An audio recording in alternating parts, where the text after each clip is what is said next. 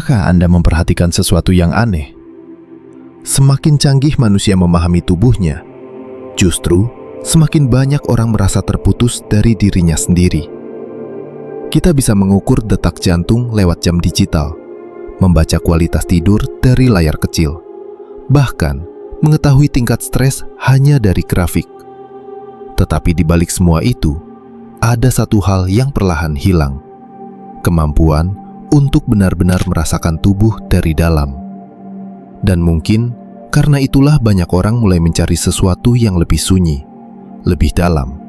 Sesuatu yang dulu dikenal para yogi sebagai jalan membangunkan energi yang tertidur di dalam diri manusia. Dalam tradisi kuno India, energi itu disebut Kundalini. Namun berbeda dengan gambaran modern yang sering dipenuhi sensasi ekstrim dan pengalaman mistis berlebihan, teks-teks lama justru menggambarkannya seperti fajar yang muncul perlahan. Tidak meledak, tidak memaksa, tetapi hadir diam-diam sampai seseorang menyadari bahwa cara ia merasakan hidup telah berubah.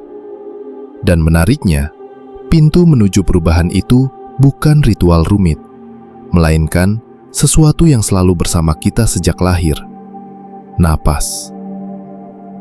Banyak orang mengira pernapasan hanyalah fungsi otomatis tubuh. Padahal, cara seseorang bernapas diam-diam mempengaruhi kondisi pikiran, emosi, bahkan kualitas kesadarannya. Jon Kabat-Zinn dalam riset mindfulness modern menunjukkan bahwa perhatian sadar terhadap napas mampu mengubah respons stres di otak. Sementara dalam ajaran Paramahansa Yogananda, napas dianggap sebagai jembatan tersembunyi antara tubuh fisik dan energi batin. Seolah-olah dua dunia yang tampak berbeda, sains modern dan kebijaksanaan kuno, sedang menunjuk ke rahasia yang sama dengan bahasa yang berbeda. Tetapi disinilah letak kesalahpahaman terbesar tentang Kundalini. Banyak orang ingin membangunkannya seperti menyalakan mesin dengan paksa. Mereka mengejar sensasi panas, getaran, atau pengalaman di luar kebiasaan. Padahal, tubuh bukan mesin yang bisa dipaksa menghasilkan kesadaran lebih tinggi dalam semalam. Tubuh lebih mirip sungai yang hanya membutuhkan jalur yang bersih agar arus alaminya kembali mengalir. Dalam video ini, kita tidak akan membahas teknik ekstrim atau praktik berbahaya yang sering beredar di internet. Kita akan masuk lebih dalam ke sesuatu yang jauh lebih sederhana, namun justru sering diabaikan. Bagaimana pernapasan sadar dapat membantu tubuh kembali selaras tanpa memaksa sistem saraf bekerja di luar ritmenya. Karena mungkin, kebangkitan sejati bukan tentang menambah sesuatu ke dalam diri Anda, melainkan berhenti mengganggu sesuatu yang sejak awal sudah mencoba bangun di dalam diam. Dan semakin Anda memahami cara napas mempengaruhi tubuh, semakin terasa bahwa Kundalini mungkin bukan energi misterius yang harus dicari jauh keluar diri. Mungkin ia hanyalah potensi alami yang tertutup oleh kebisingan pikiran, ketegangan tubuh, dan hidup yang terlalu sibuk. Pertanyaannya sekarang bukan apakah energi itu ada atau tidak. Pertanyaannya adalah, apakah Anda cukup tenang untuk mendengar sesuatu yang selama ini sudah berbicara lewat setiap tarikan napas Anda? Sebelum kita masuk lebih dalam, saya ingin tahu satu hal kecil yang mungkin terdengar sederhana. Dari kota mana Anda sedang mendengarkan video ini? Tulis di komentar, dan coba perhatikan sesuatu. Mungkin saat ini ada orang lain yang menonton dari kota yang sangat jauh dari Anda, tetapi diam-diam sedang merasakan kegelisahan yang sama. Sama-sama lelah dengan pikiran yang terlalu bising. Sama-sama mencari cara untuk kembali merasa utuh di tengah hidup yang terus bergerak cepat. Dan mungkin itu bukan kebetulan. Karena di zaman modern, manusia semakin terhubung lewat teknologi, tetapi justru semakin asing dengan ruang sunyi di dalam dirinya sendiri. Kita tahu banyak hal tentang dunia luar, tetapi jarang benar-benar memahami kenapa tubuh bisa terasa lelah meski tidak banyak bergerak, atau kenapa pikiran terus aktif bahkan saat malam sudah larut. Seolah ada sesuatu di dalam diri manusia yang terus mencoba berbicara, tetapi tenggelam oleh kebisingan hidup sehari-hari. Dalam banyak ajaran Timur, kondisi ini bukan dianggap sebagai kelemahan, melainkan tanda bahwa aliran alami tubuh mulai kehilangan keseimbangannya. Lao Tzu pernah menulis bahwa air selalu kembali menemukan jalannya tanpa perlu dipaksa. Dan tubuh manusia, dengan cara yang sangat mirip, sebenarnya memiliki kecerdasan alami untuk kembali selaras jika kita berhenti terus-menerus melawannya. Inilah mengapa topik tentang Kundalini dan pernapasan sadar menjadi semakin relevan hari ini. Bukan karena manusia modern tiba-tiba tertarik pada hal mistis, tetapi karena semakin banyak orang mulai menyadari bahwa stres kronis, kecemasan, dan rasa kosong yang sulit dijelaskan ternyata tidak selalu bisa diselesaikan hanya dengan hiburan atau distraksi. Ada kebutuhan yang lebih dalam, kebutuhan untuk kembali hadir di dalam tubuh sendiri. Menariknya, penelitian neuroscience modern mulai menunjukkan bahwa napas bukan sekedar proses biologis otomatis. Richard Davidson, peneliti tentang meditasi dan otak, menemukan bahwa pola pernapasan tertentu dapat mempengaruhi aktivitas area otak yang berkaitan dengan emosi, ketenangan, dan kesadaran diri. Sementara dalam tradisi yoga kuno, napas sudah sejak lama dianggap sebagai pintu masuk menuju energi kehidupan yang lebih halus. Dua dunia yang tampaknya berbeda ini perlahan mulai bertemu di titik yang sama. Dan mungkin, disitulah kita perlu melihat Kundalini dengan cara yang berbeda. Bukan sebagai kekuatan misterius yang harus dipaksa bangkit, tetapi sebagai potensi alami tubuh yang mulai muncul ketika sistem saraf berhenti hidup dalam mode bertahan terus-menerus. Karena seringkali yang membuat manusia jauh dari kesadarannya bukan kurangnya energi, melainkan terlalu banyak kebisingan yang menutupi aliran alami di dalam dirinya sendiri. Jadi, sebelum kita melangkah lebih jauh, saya ingin Anda melakukan sesuatu yang sangat sederhana. Bukan teknik rumit, bukan ritual aneh. Hanya berhenti sejenak dari semua distraksi di sekitar Anda. Turunkan sedikit bahu Anda, lepaskan rahang yang tanpa sadar menegang, lalu dengarkan video ini seperti seseorang yang sedang mendengar sesuatu yang sudah lama ingin ia pahami, tetapi baru sekarang siap untuk benar-benar mendengarnya. Karena ada kemungkinan semakin tenang Anda menyimak bagian ini, semakin banyak hal yang terasa berbeda. Bukan karena kata-kata ini memiliki kekuatan magis, tetapi karena tubuh manusia memiliki kebiasaan unik. Ia mulai membuka diri saat tidak lagi merasa dikejar. Dan mungkin, untuk beberapa menit ke depan, tanpa Anda sadari, napas Anda akan mulai melambat dengan sendirinya. Pikiran yang tadinya melompat kemana-mana, mulai sedikit lebih sunyi. Seolah tubuh perlahan menyadari bahwa untuk sesaat, ia aman. Banyak orang menonton video seperti ini sambil tetap sibuk memikirkan hal lain. Jari terus bergerak, pikiran terus berlari, perhatian pecah ke banyak arah.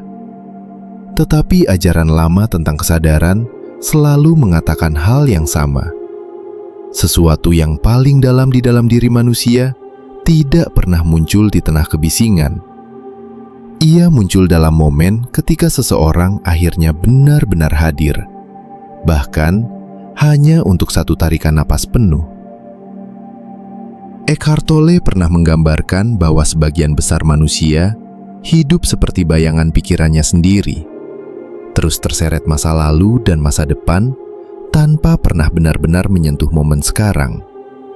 Dan menariknya, napas adalah satu-satunya proses dalam tubuh yang selalu terjadi di saat ini. Anda tidak bisa bernapas di masa lalu. Anda tidak bisa bernapas di masa depan. Setiap tarikan selalu memaksa kesadaran kembali ke titik sekarang. Jadi, selama video ini berjalan, jangan buru-buru mencari sensasi atau mencoba merasakan sesuatu. Justru, semakin Anda memaksa, semakin tubuh menutup diri. Dengarkan saja perlahan. Biarkan kata demi kata lewat seperti aliran air yang tenang. Karena terkadang pemahaman terdalam tidak datang saat seseorang berusaha keras menangkapnya, tetapi saat ia cukup tenang untuk membiarkan pemahaman itu datang sendiri. Dan mungkin tanpa sadar, inilah pertama kalinya hari ini Anda benar-benar mendengarkan tubuh Anda sendiri. Bukan tubuh sebagai mesin yang harus terus bergerak, tetapi sebagai ruang hidup yang selama ini diam-diam menyimpan terlalu banyak ketegangan, terlalu banyak suara yang tidak pernah sempat didengar. Jika itu terjadi, jangan buru-buru menolaknya. Tetaplah di sini, karena bagian setelah ini akan mulai membuka sesuatu yang jarang dijelaskan dengan jujur tentang bagaimana Kundalini sebenarnya bekerja di dalam tubuh manusia. Ada sesuatu yang menarik tentang topik seperti ini. Sebagian orang akan langsung merasa dekat dengannya, seolah ada bagian dalam diri mereka yang diam-diam berkata, "Saya pernah merasakan itu." Sementara yang lain mungkin masih ragu, masih mencoba memahami apakah semua ini benar-benar nyata atau hanya sugesti pikiran semata. Dan jujur saja, kedua respons itu sangat manusiawi. Karena hal-hal yang paling dalam seringkali memang tidak bisa dijelaskan sepenuhnya hanya dengan logika. Jadi saya penasaran, saat mendengar pembahasan ini, apakah Anda pernah mengalami momen aneh di hidup Anda sendiri? Mungkin saat tubuh tiba-tiba terasa sangat tenang tanpa alasan jelas, atau ketika napas terasa berbeda setelah melewati masa sulit. Bisa juga justru sebaliknya, Anda merasa pikiran terlalu bising dan tubuh seperti tidak pernah benar-benar rileks. Kalau Anda nyaman, coba tulis di komentar. Kadang pengalaman sederhana dari satu orang bisa membuat orang lain sadar bahwa mereka tidak sendirian. Karena menariknya, semakin banyak kita berbicara tentang kesadaran tubuh, semakin terlihat bahwa manusia modern diam-diam menyimpan kelelahan yang sama. Bukan hanya lelah secara fisik, tetapi lelah karena terlalu lama hidup dalam mode siaga. Alan Watts pernah mengatakan bahwa manusia modern sering hidup seperti seseorang yang terus-menerus berlari tanpa pernah benar-benar tahu kenapa ia berlari. Dan mungkin itulah sebabnya napas menjadi penting. Ia adalah satu-satunya bagian dari hidup yang tidak pernah meminta kita untuk terburu-buru.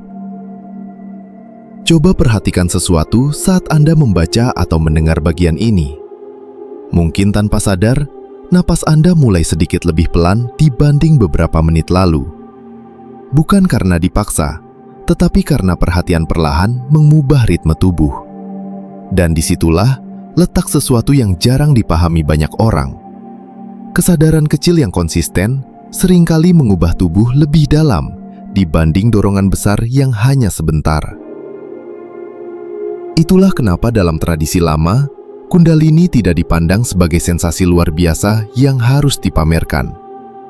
Ia lebih seperti proses tubuh mengingat kembali cara alaminya untuk selaras. Pelan, tenang, hampir tidak terlihat dari luar. Tetapi di dalam, ada sesuatu yang perlahan kembali hidup setelah terlalu lama tertutup kebisingan. Dan mungkin setelah video ini selesai nanti, yang paling membekas bukan sekedar teori tentang energi atau pernapasan.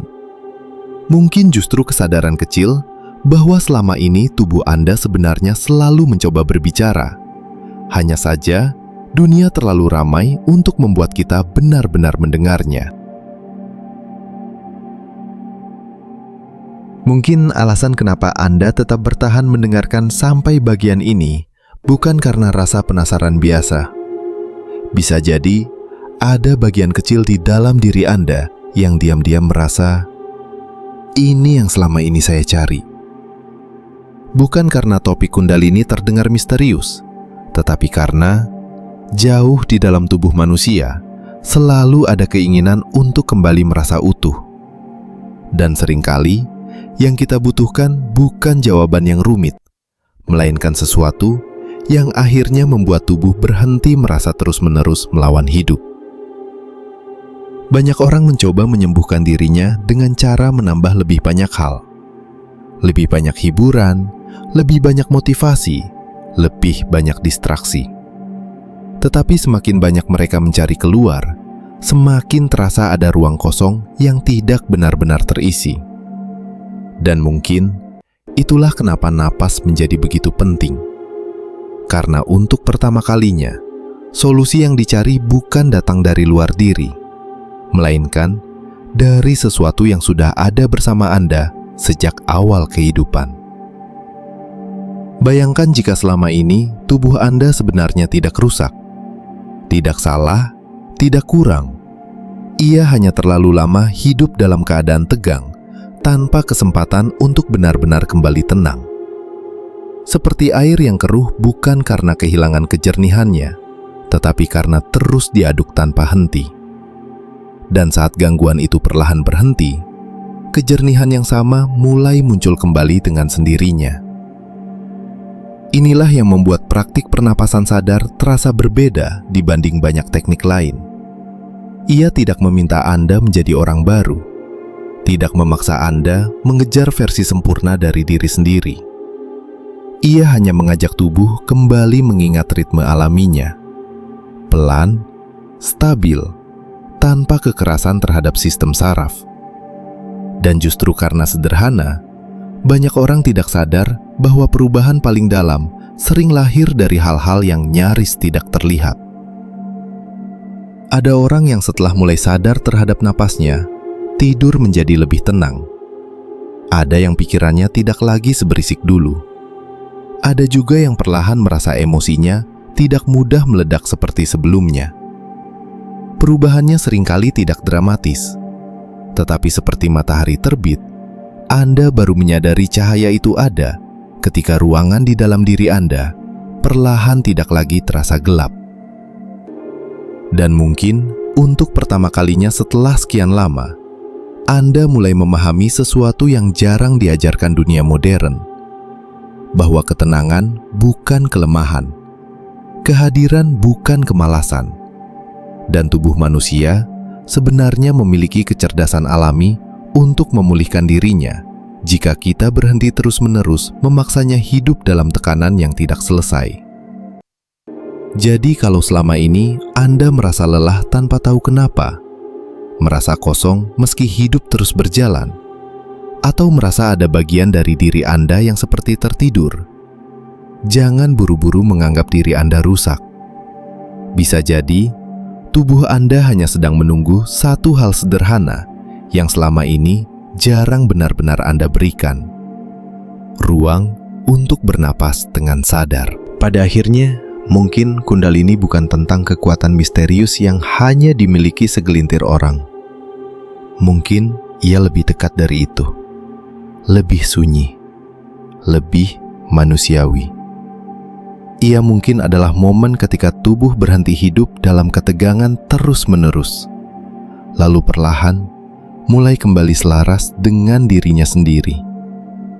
Dan anehnya, jalan menuju keadaan itu ternyata bukan sesuatu yang rumit, melainkan sesuatu yang sudah menemani kita sejak lahir. Napas. Dunia modern mengajari manusia untuk terus bergerak, terus mengejar, terus menjadi lebih banyak. Tetapi semakin cepat dunia berlari, semakin banyak orang diam-diam kehilangan hubungan dengan dirinya sendiri. Kita terlalu sibuk mencari jawaban di luar, sampai lupa bahwa tubuh kita sebenarnya tidak pernah berhenti mencoba berbicara dari dalam. Lewat rasa lelah, lewat kecemasan, lewat napas yang menjadi pendek tanpa disadari. Dan mungkin semua itu bukan musuh, melainkan sinyal bahwa ada sesuatu yang meminta untuk didengarkan. Jadi, jika ada satu hal yang bisa dibawa pulang dari video ini, mungkin bukan tentang teknik pernapasan atau teori energi semata, tetapi kesadaran bahwa perubahan terdalam seringkali tidak datang dari dorongan besar yang memaksa hidup berubah dalam semalam. Ia datang dari momen-momen kecil ketika seseorang akhirnya berhenti melawan dirinya sendiri. Saat napas mulai diperdengarkan kembali. Saat tubuh merasa aman untuk melepas ketegangan yang terlalu lama disimpan. Dan mungkin disitulah makna sebenarnya dari kebangkitan. Bukan menjadi manusia baru, tetapi kembali menjadi diri yang selama ini tertutup oleh kebisingan dunia. Seperti sungai yang akhirnya menemukan jalurnya kembali setelah lama terhalang batu dan lumpur. Tidak terburu-buru, tidak meledak, tetapi mengalir dengan tenang ke tempat yang memang sejak awal ditujunya. Jadi malam ini, atau kapanpun Anda mendengar video ini, coba lakukan satu hal sederhana sebelum melanjutkan aktivitas Anda. Tarik napas perlahan, lalu hembuskan tanpa terburu-buru. Dan sadari bahwa mungkin selama ini, di balik semua pencarian yang melelahkan, tubuh Anda sebenarnya hanya ingin didengar sedikit lebih dalam. Jika video ini membuat Anda melihat napas dengan cara yang berbeda, tulis, "Saya mulai mendengar tubuh saya," di komentar. Karena mungkin di antara ribuan orang yang membaca kalimat itu nanti, ada seseorang yang akhirnya sadar bahwa ia tidak sendirian dalam perjalanan ini. Dan ingat, terkadang langkah pertama menuju kesadaran bukan saat kita menemukan sesuatu yang baru, tetapi saat kita akhirnya berhenti mengabaikan sesuatu yang sejak awal selalu ada bersama kita.